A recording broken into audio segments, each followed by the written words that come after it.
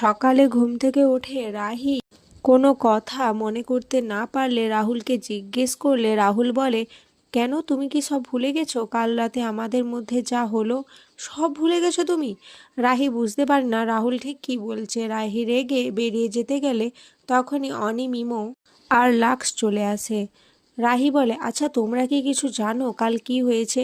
MIMO আর lux বলে, কাল তো তুমি হাঙ্গামা করছিলে বৌদি। রাহি রেগে যায়, বলে, এসব কি কথাবার্তা বলছো? রাহুল বলে, ঠিক আছে, বেশি আর কিছু বলিস না। রাহি, তোমার এখন রেস্টের প্রয়োজন, আর কিছু মনে করার দরকার নেই। তুমি এখন বাড়ি চলো।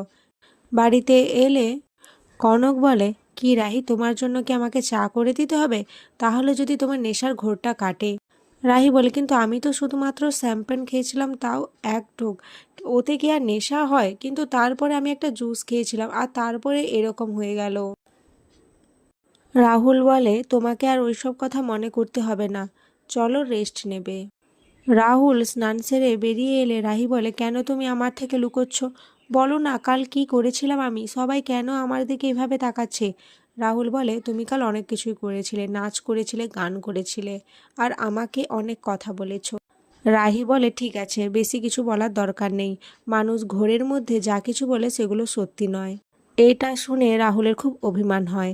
এরপর নিচে এসে রাহুল বলে, তার টুর্নামেন্টের সমস্ত দায়িত্ব রাহি নেবে, কারণ রাহি তো খুব করে চায় যাতে রাহুল এই কম্পিটিশনটা জিতে যায় আর রাহির থেকে দূরে চলে যায়।